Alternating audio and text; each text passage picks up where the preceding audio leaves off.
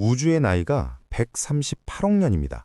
그런데 어떤 컴퓨터는 그보다 72조 배나 긴 시간이 걸리는 계산을 단 5분 만에 끝낸다고 합니다. 오늘은 꿈의 컴퓨터라 불리는 양자 컴퓨터, 그리고 이 기술에 전 세계 돈이 몰리는 이유를 쉽게 풀어드립니다. 먼저 일반 컴퓨터 이야기부터 시작합니다. 우리가 쓰는 컴퓨터는 모든 정보를 0 아니면 1, 딱 두 가지로만 표현합니다. 이걸 비트라고 부르는데요. 마치 전구 스위치처럼 켜지거나 꺼지거나 둘 중 하나입니다. 서울에서 부산까지 가는 최단 경로를 찾는다고 해봅니다. 일반 컴퓨터는 A 경로, B 경로, C 경로를 하나씩 차례로 계산해서 비교합니다. 경우의 수가 많아질수록 시간이 기하급수적으로 늘어납니다. 양자 컴퓨터는 다릅니다. 큐비트라는 단위를 씁니다. 큐비트는 0이기도 하고 1이기도 하며 두 상태가 동시에 존재할 수 있습니다. 동전을 공중에 던지면 앞면과 뒷면이 동시에 존재하는 것처럼요. 덕분에 양자 컴퓨터는 모든 경로를 한꺼번에 탐색합니다. A부터 Z까지 동시에 출발해서 가장 빠른 길을 단번에 찾아냅니다. 이것이 바로 양자 컴퓨터가 슈퍼컴퓨터를 주판 수준으로 만들어버린다고 하는 이유입니다. 유엔 총회가 2025년을 세계 양자 과학기술의 해로 지정했습니다. 그만큼 전 세계가 이 기술에 거는 기대가 크다는 뜻인데요. 그런데 양자 컴퓨터를 만드는 방법이 한 가지가 아닙니다. 가장 많이 쓰이는 방식이 초전도체 방식입니다. 영하 273도, 그러니까 절대 영도에 가까운 극저온에서 전류가 저항 없이 흐르는 상태를 이용해 큐비트를 만드는 방식입니다. 구글과 IBM이 이 방식을 씁니다. 또 다른 방식은 이온 트랩입니다. 전기장 안에 이온 원자를 가둬서 큐비트를 구현합니다. 오늘의 주인공 아이온큐가 바로 이 방식을 쓰는 기업입니다. 각 방식마다 장단점이 있어 기업들의 기술 경쟁이 치열합니다. 현재 양자 컴퓨터의 수준은 어디쯤 왔을까요? 서울대 양자 컴퓨팅 센터 연구진에 따르면 지금은 세계 최고 슈퍼컴퓨터와 비슷하거나 약간 앞서는 단계에 도달했습니다.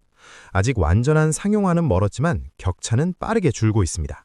그리고 2024년 12월 2일 구글이 윌로우 침을 공개하며 세상을 놀라게 했습니다. 슈퍼컴퓨터가 10의 25제곱년 걸리는 문제를 5분 만에 풀었다고 발표했습니다. 양자 컴퓨터가 꿈에서 현실로 한 발 더 다가선 순간이었습니다. 바로 이 흐름 속에서 2월 26일 미국 증시에 폭탄이 터졌습니다. 양자 컴퓨팅 기업 아이온큐의 주가가 하루 만에 21.6% 폭등했습니다. 단 하루 만에요. 무슨 일이 있었을까요? 아이온큐가 4분기 실적을 발표했는데 시장의 예상을 완전히 뒤엎었습니다.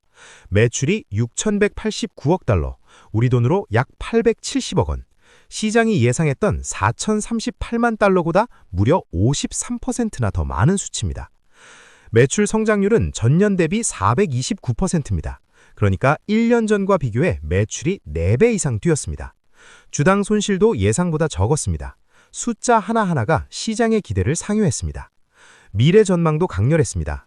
회사는 2026년 연간 매출이 2억 2,500만에서 2억 4,500만 달러에 달할 것이라고 밝혔습니다. 시장 예상치를 20% 이상 웃도는 수치입니다. CEO는 회사가 전략적 재무적 전환점에 도달했다고 선언했습니다. 월가 애널리스트들도 일제히 긍정적인 평가를 내놨습니다. 제프리스는 유기적 성장을 통한 다양한 동력 확보를 입증했다고 했고, JP모건은 2026년 매출 전망치를 전년 대비 81% 성장한 2억 3,500만 달러로 제시했습니다. 아이온큐의 자녀 이행 의무, 즉 미리 수주해 놓은 계약 잔고가 3억 7천만 달러에 육박합니다. 쉽게 말해 앞으로 받을 돈이 이미 그만큼 쌓여 있다는 뜻입니다. 성장이 일회성이 아닌 구조적이라는 신호입니다. 호재는 혼자 오지 않았습니다. 아이온큐가 폭등하자 관련 기업 주가도 일제히 올랐습니다. 리게티 컴퓨팅 5.7%, D-웨이브 퀀텀 2.5%, 퀀텀 컴퓨팅 4.2% 상승했습니다. 양자 산업 전체에 온기가 퍼졌습니다. 그런데 양자 컴퓨터를 둘러싼 또 다른 뜨거운 논쟁이 있습니다. 바로 비트코인입니다. 양자 컴퓨터가 발전하면 비트코인의 암호가 뚫린다는 주장이 계속해서 나오는데요. 사실일까요? 지금의 암호체계는 아주 큰 숫자를 소인수 분해하기 매우 어렵다는 수학적 사실을 이용합니다. RSA 암호라고 부릅니다. 양자 컴퓨터는 이 계산을 빠르게 할 수 있어서 암호가 무용지물이 될 수 있다는 우려가 나옵니다. 그러나 현실은 조금 다릅니다. 비트코인 암호를 뚫으려면 수만 개 이상의 논리 큐비트가 안정적으로 작동해야 합니다. 구글 윌로우 칩의 큐비트는 105개입니다. 아직 현실적인 위협과는 거리가 있는 수준입니다.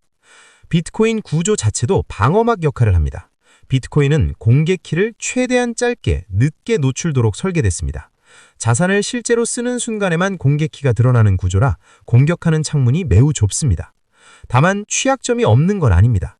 초기 비트코인 주소나 주소를 재사용해 공개 키가 오래 노출된 자산, 그리고 영원히 잠긴 로스트 코인은 양자 내성 주소가 도입돼도 이동시킬 방법이 없어 취약지대로 남습니다. 더 교묘한 위협도 있습니다. HND 얼렉이라고 불립니다.